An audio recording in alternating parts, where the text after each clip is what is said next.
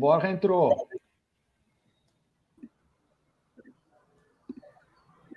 Estamos ao vivo, Bernardo. Olá, boa tarde. Começando mais um Amazonas Cast, dessa vez com o tema de equipe.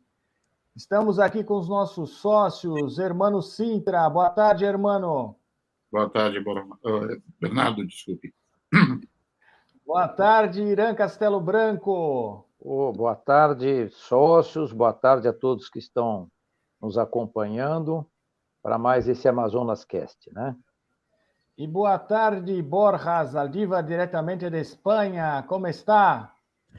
Buenas tardes a todos. Boa tarde. Um prazer estar aqui com vocês, como sempre.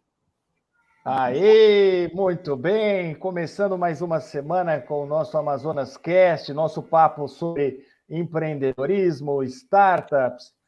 E hoje a gente vai abordar o tema que é montando o seu time. Ou seja, como é que eu escolho os membros da minha equipe, as pessoas corretas para a minha equipe. Vocês sabem que as pessoas elas têm a capacidade, as pessoas e as equipes, de alavancar um negócio, fazer com que o negócio ande, assim da mesma forma que uma equipe pode quebrar o seu negócio, né? Pode destruir o seu negócio. Além disso, a gente sabe também que ninguém constrói um negócio sozinho. A gente vai precisar de parceiros, vai precisar de companheiros, vai precisar de pessoas complementares. Então, como escolher as pessoas certas, quer dizer, as pessoas que irão tocar o negócio conosco?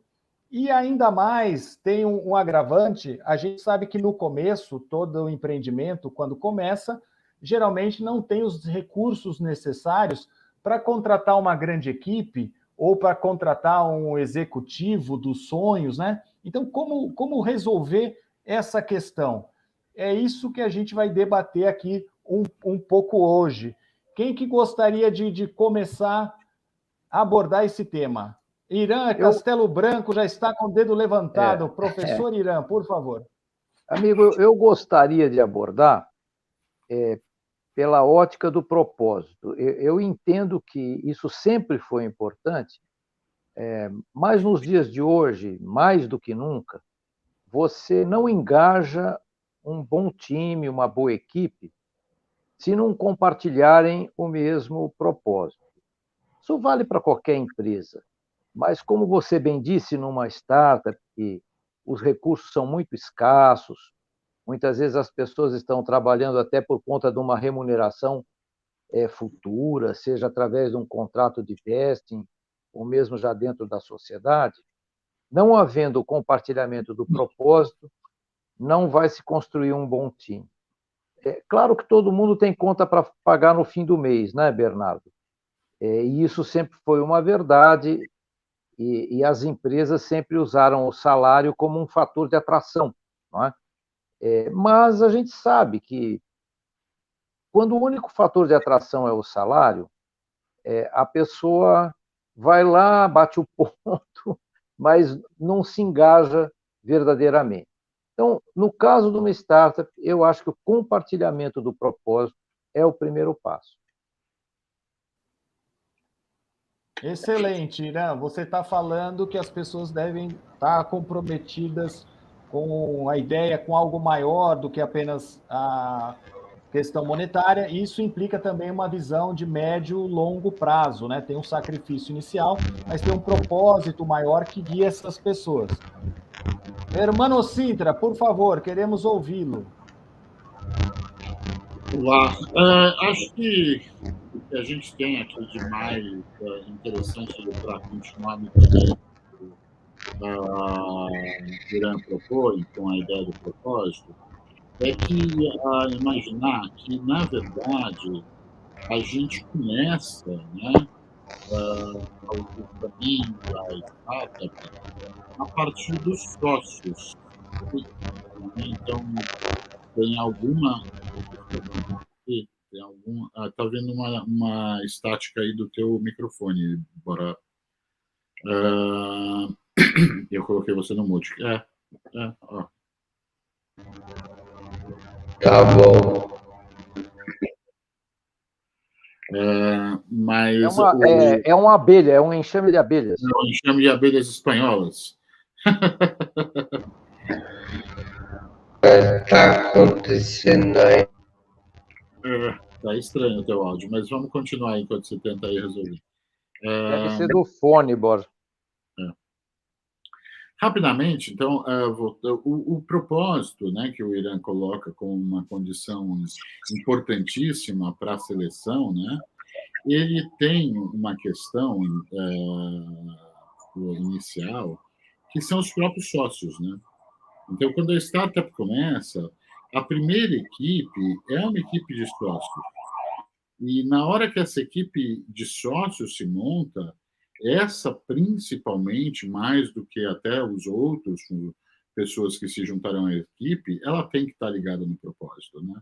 Então, acho que a questão do propósito ela é fundamental para a equipe como um todo, mas ela é fundamental, ainda mais fundamental, de certa forma, quando a gente está falando dos sócios. E a gente sempre recomenda, e acho que é uma recomendação muito importante, ela não é uma verdade universal, mas é quase sempre verdadeiro, gente, que a startup tenha sócios, que o empreendedor tenha sócios. O caminho de empreender é muito longo, ele é difícil, ele tem uma série de condições, né, de idas altos e baixos. Então, fazer esse caminho sem sócios é uma coisa que dificulta, que é muito complexa. E se vocês olharem para os grandes exemplos das grandes startups, né, você vai lá, pega Google. Não era só o Larry Page, era o Larry Page e o Sergey Brin. Você pega lá a Apple, né? Você tinha 2 caras, depois se juntaram mais pessoas. Era o Steve Wozniak e o Jobs. Você pega uma Microsoft, né? Pô, você tinha lá o Bill Gates e o Paul Allen.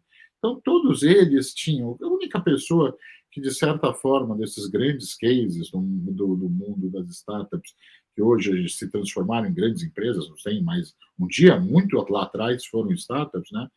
O único caso de um solitário, talvez, é o Jeff Bezos da Amazon. E mesmo assim, muita gente diz que a mulher dele, a Mackenzie Bezos, foi realmente uma grande sócia dele e que foi o casal que fez, embora ele tenha sido o líder, e obviamente ele tem todo o mérito. Mas eu acho que é muito importante a gente ter essa compreensão que o Irã colocou do propósito e aplicar ela primeiro na constituição de um grupo de sócios.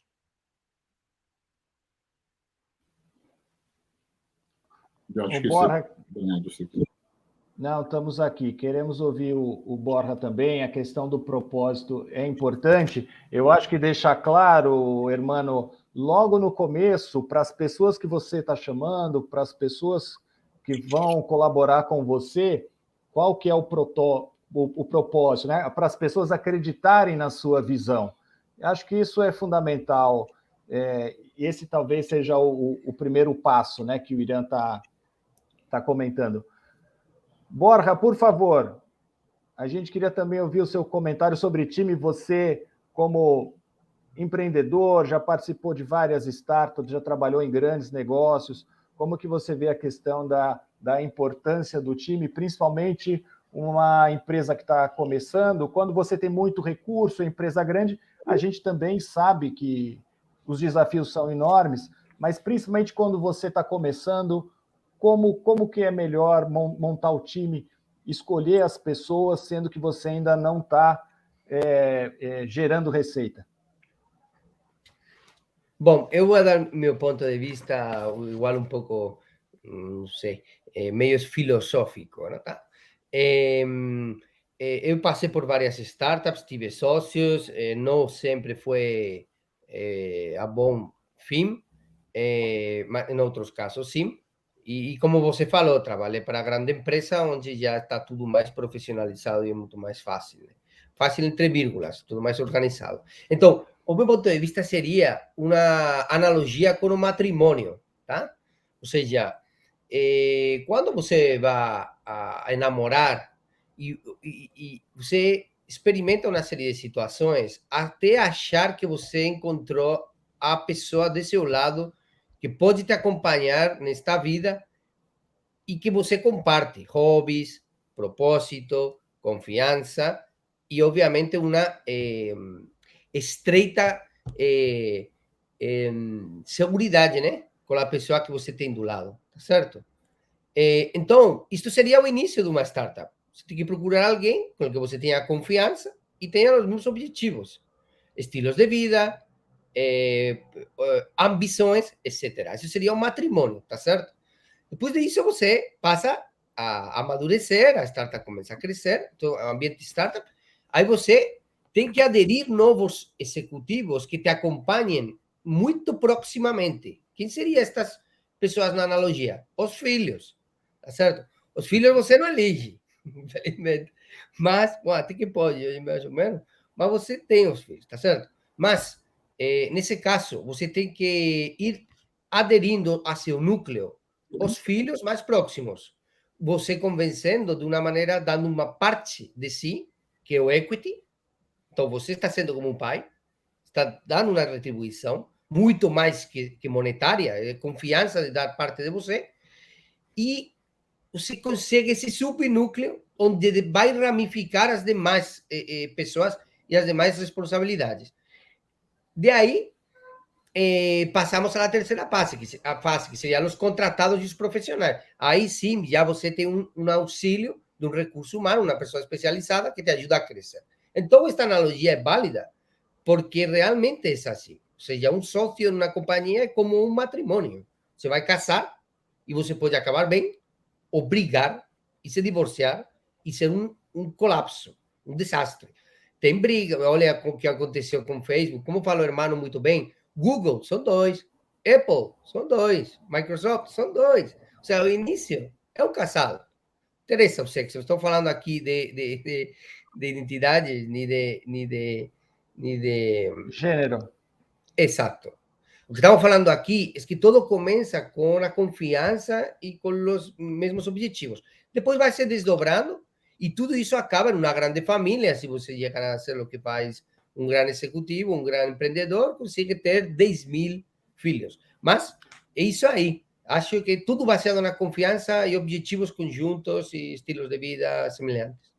Ô, Borja, você está falando uma coisa importante porque todo casamento começa com um namoro. Então, da mesma forma, a questão da contratação deve ser uma coisa pensada, feita de forma cuidadosa e cautelosa.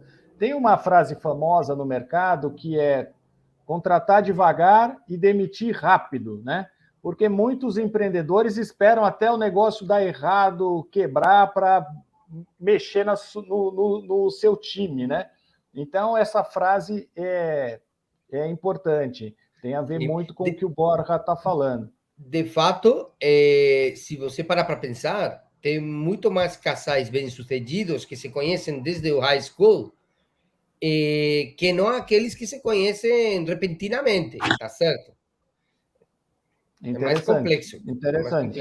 Olha, eu vou pegar a analogia que o Borja fez para concordar com a maior parte do que ele disse, mas abrir uma pequena divergência. Naturalmente, a confiança é absolutamente fundamental, mas ficando dentro dessa analogia, quando ele fez a analogia com o estilo de vida semelhante, eu brincaria aqui dizendo que, como você precisa de uma complementariedade, um certo nível de divergência dentro de uma empresa, quando ela é civilizada, quando ela leva a um debate de ideias e não a um confronto de pessoas, ela é muito útil, né? Porque, às vezes, quando todos pensam exatamente igual, ou muito alinhados, pode escapar questões que você não enxerga quando não há um certo contraditório, né? Aí eu até faria a analogia com um país, não é? É importante o governo e é importante a oposição, desde que seja civilizada, que é para você ter a problematização das questões na busca da melhor solução para um país se desenvolver, para uma sociedade ser mais justa. Então, dentro de uma empresa, seja uma startup ou uma empresa grande, desde que isso não leve a conflito de pessoas, eu acho que um certo grau de divergência pode ser útil. Né? Coloco aqui como uma provocação para o nosso grupo. Né? Sim, mas o casamento é assim também, né, Irã? Eu acho que o Borja ele coloca todas essas questões que envolvem pessoas que estão convivendo diariamente com o mesmo objetivo. E tem outra questão interessante quando a gente faz esse Mas, paralelo. Bernardo, desculpa te cortar, mas no casamento, como eu já disse lá, a dupla caipira, entre tapas e beijos, pode não ser tão bom. Né? Exatamente. É melhor uma divergência mais. Exatamente. E outra questão que envolve tanto o matrimônio como uma startup é que a gente precisa pensar a longo prazo. Né? Eu acredito que é importante levar em consideração também, e aí eu queria ouvir o Hermano, não pensar na equipe apenas para aquele momento, ou seja, pensar que essa startup amanhã ela vai tracionar, vai conseguir mercado, vai se tornar um negócio maior. É isso, Hermano, ou não? Ou é melhor pensar... Não, certamente. Você tem que pensar a equipe como uma evolução. E acho que o Irã toca num ponto que é, na minha opinião, o mais fundamental de todos. É a complementaridade do time. Se você não tiver um time que se complementa, você não tem um bom time. Então, a resposta que a gente poderia dar, eu acho que de maneira mais direta, à questão do montando o seu time, é complementaridade. Eu não tenho a menor dúvida que a gente precisa ter um alto nível de complementaridade entre as pessoas que montam o time. Você precisa fazer uma série de suposições de como o teu negócio vai crescer, de quais vão ser as competências necessárias. E aqui eu acho que a gente pode falar basicamente do que a gente faz na aceleração, né? Como é que a gente trata esse tema na aceleração? A gente primeiro pede que a startup tenha pelo menos mais de um sócio, né? Na nossa aceleração, a gente tem a gente não aceita, ou se aceita condicionalmente startups que não tenham já um time. Uma startup de uma pessoa só não é nada além de um projeto, de uma ideia, ainda não é uma startup, né? E montar esse time de maneira complementar é a dica que a gente dá. Qual é o instrumento que a gente usa? A gente usa o modelo SHA, que é o modelo clássico de recursos humanos, né? Conhecimento, habilidades e aptidões, para mapear as competências, né? Então, a gente entende que as competências são um conjunto de conhecimentos, mais habilidades, mais aptidões, para mapeando essas competências, poder fazer um cálculo, primeiro, poder perceber quais competências nós temos, quais competências nós precisamos, e aí descobrir como é que fecha o gap entre o que tem e o que precisa. Normalmente, a gente explica para a startup que ela tem 3 saídas. Ela pode treinar o time atual, aumentar o time atual trazendo de fora a competência, ou, em várias vezes, terceirizar essa tarefa para uma empresa parceira que não vai ser parte do time, mas não é parte do time núcleo, né, mas é parte de um time estendido. Então, acho que trabalhar com uma perspectiva de futuro, entendendo que você vai estar desenvolvendo, que você tem passos futuros, momentos em que certas competências passarão a ser necessárias. Por exemplo, praticamente toda startup que tem um trabalho minimamente capilar, né, com vários clientes, ela vai precisar de uma área de cobrança. Agora, a área de uma cobrança, ela possivelmente não é necessária nos primeiros 2, 3 meses após o lançamento do MVP, mas tracionou, você precisa de uma cobrança. Então, essa é uma competência que pode ser mapeada e dizer, olha, Quem sabe fazer cobrança aqui? Ah, esse cara já teve experiência aqui e ali, sabe? Ah, não, eu tenho uma ideia de como faz, então alguém assume, mas na hora que traciona, na hora que a coisa fica mais importante, né, com mais volume, você precisa possivelmente trazer gente, trazer competências, se treinar, trazer parceiros. Então você vai montando o seu time. Olha, a gente está. Sim, Borrito. Não, desculpa, Bernardo. Desculpa. A gente está falando aqui, então, que é importante evitar uma equipe muito uniforme, quer dizer, imagina uma equipe onde todas as pessoas são iguais, caminham para a mesma direção, pensam da mesma forma. Né, é aquela história dos cegos caminhando para o buraco, né? Um vai puxando o outro. Mas a gente falou também da questão da personalidade, quer dizer, além da equipe complementar, as personalidades importam, porque você, com certeza, você vai ter os momentos de atrito. Assim como no casamento que o Borja nos cita, nem tudo é a lua de mel. A lua de mel acaba e segue a vida. Né? Então, a personalidade das pessoas importam, né, Borja? Além da... O que eu quero dizer é o seguinte, além do currículo, né, de você ver aonde a pessoa passou, trabalhou, formação, é importante também uma sensibilidade social para poder trabalhar em equipe. Sem dúvida. De fato, era justamente o que ia comentar. Pela trajetória que eu tive na minha vida, eu vi vários executivos, tive a sorte de poder entrevistar até algum CEO de unicórnio, como Sérgio Fúrio, da Acreditas. Eu percebi que os CEOs bem-sucedidos, com êxito, eles atraem talento. Eles mesmos atraem talento. Por la forma de pensar, de actuar, de ser visionarios, de responder, de saber levar humanamente o time, mas ao mesmo tempo profissional. E isso justamente vai com a personalidade. Não adianta você ser um chefe estricto, cobrando a uns níveis de corporação com uma startup de 5 pessoas. Você estressa o time de tal maneira que acabam indo embora. Então, o CEO é importantíssimo. Tem que ser capaz de atrair talento, de atrair motivação.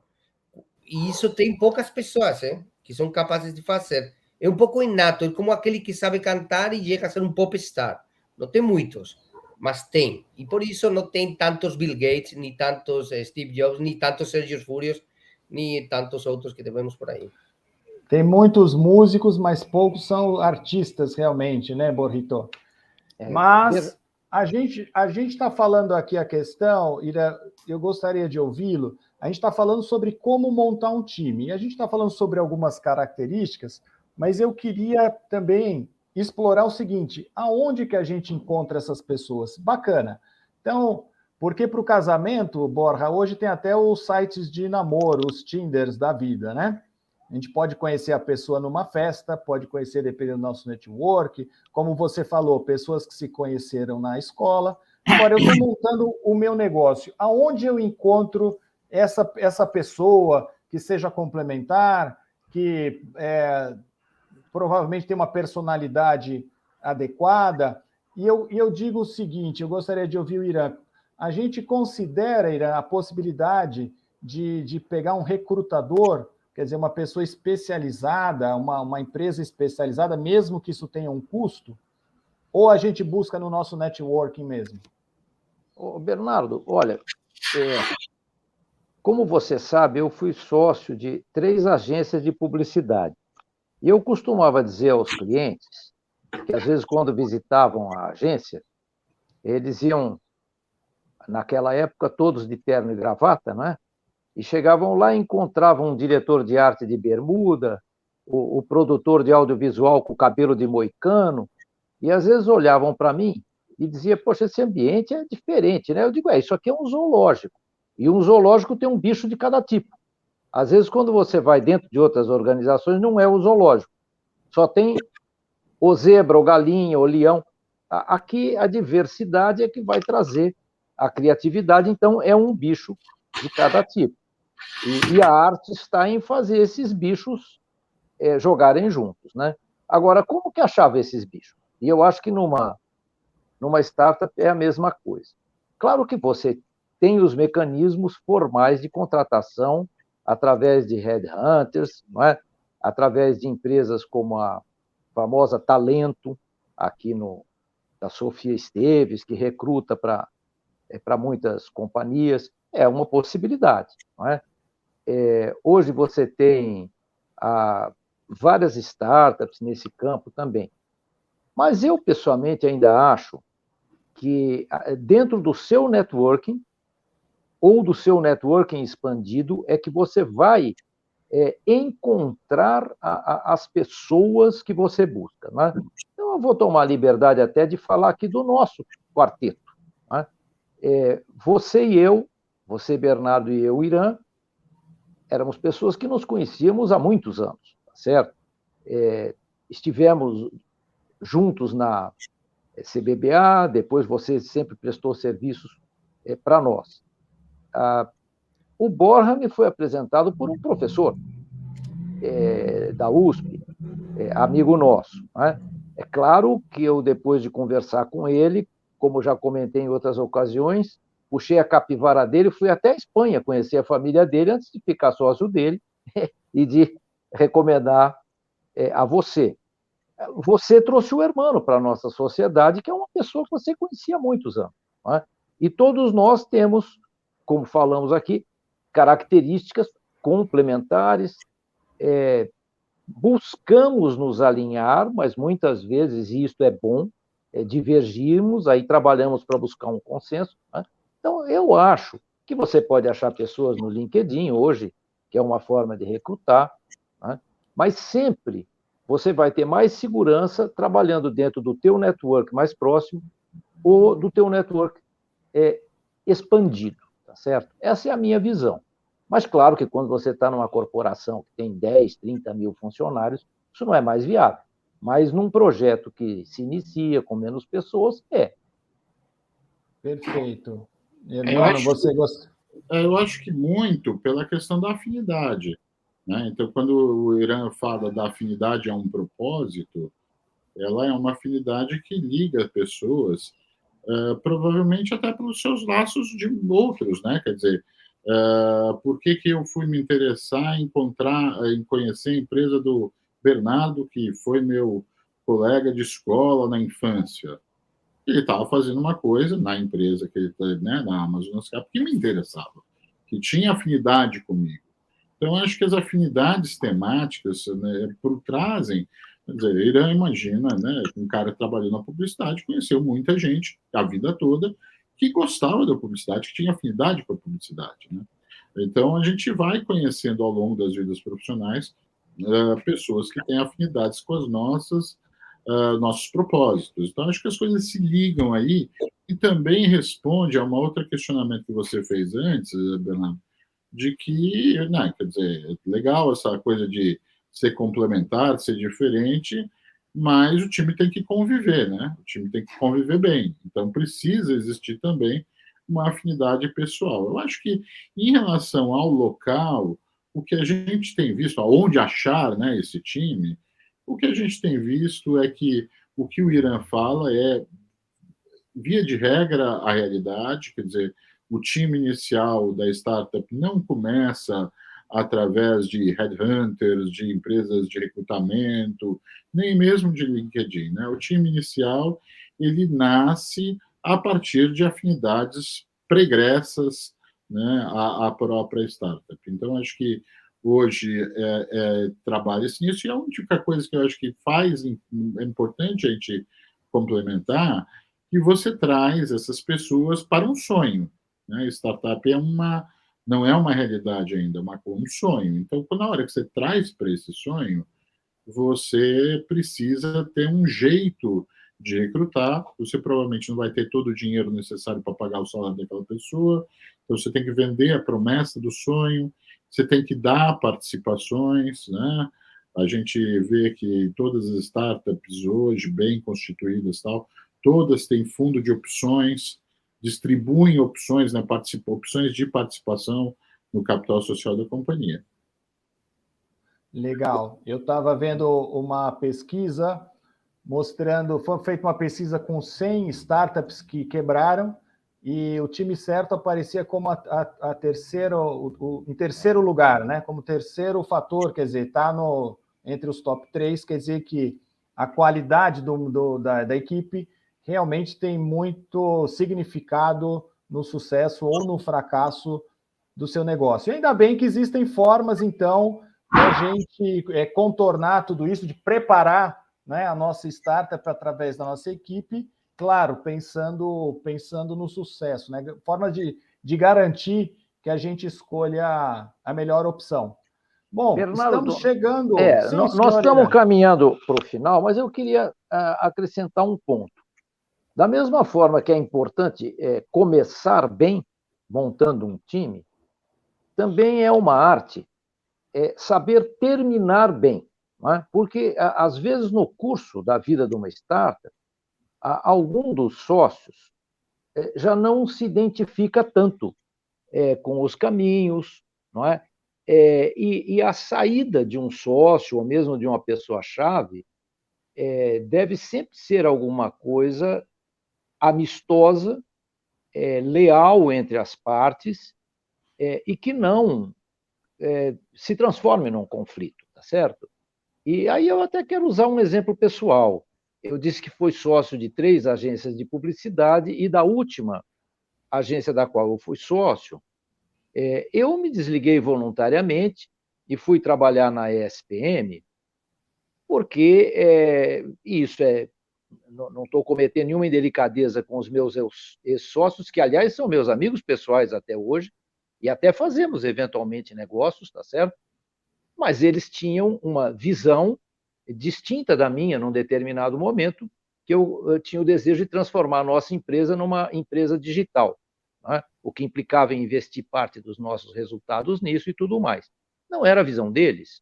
Então, eu, como era divergente nesse pensamento, entendi que eu deveria me desligar da empresa até para continuar amigo deles, como sou até hoje, né? Então, acho que isso dentro de uma startup é natural. É importante começar bem, mas a arte de terminar bem também tem que ser compreendida por todos, não é? Que uma saída não significa que tornaram-se inimigos, longe disso. Podem até cooperar em outros projetos. Então, eu queria finalizar com essa lembrança, né? Porque é importante, a arte de terminar bem.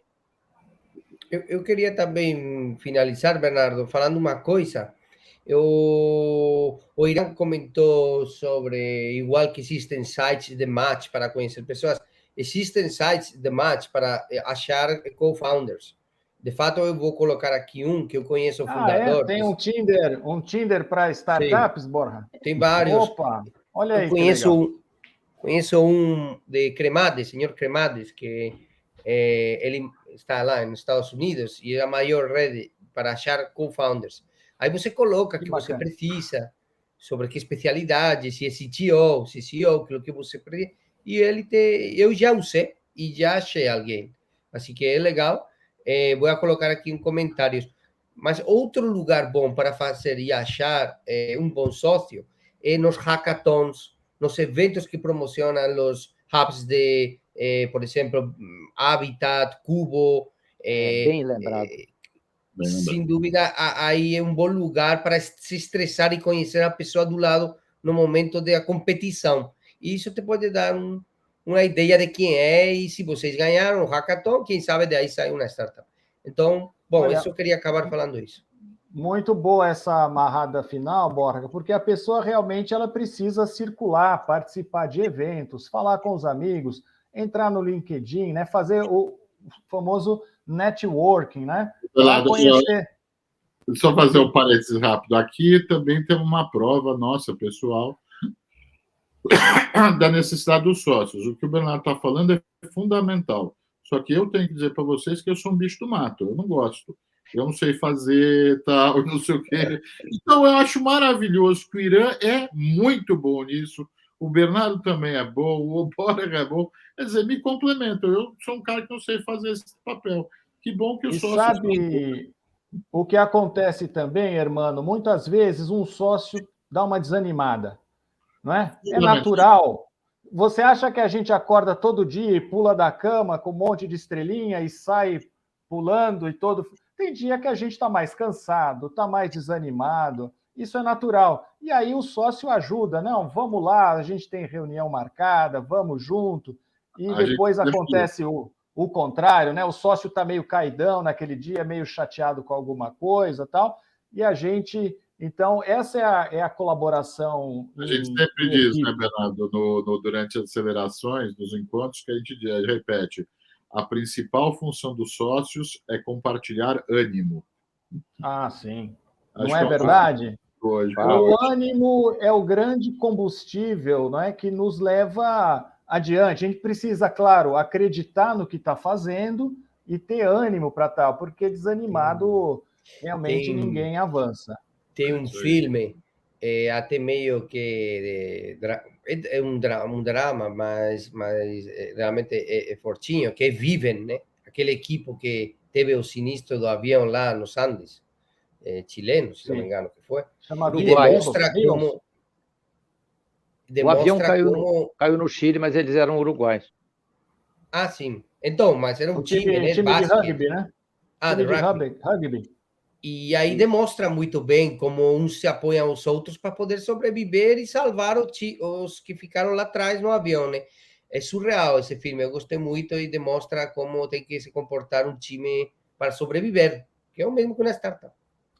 Inclusive, o esporte usa muito os exemplos do mundo empresarial, né, para passar para os seus atletas a questão da união, complementaridade, trabalho e equipe, e vice-versa. A gente também usa os exemplos do esporte no mundo corporativo.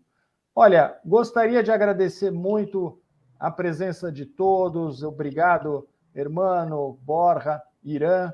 Obrigado a todos que nos acompanharam até agora. Lembrando que o nosso papo está sendo gravado e depois fica publicado no LinkedIn e também no YouTube.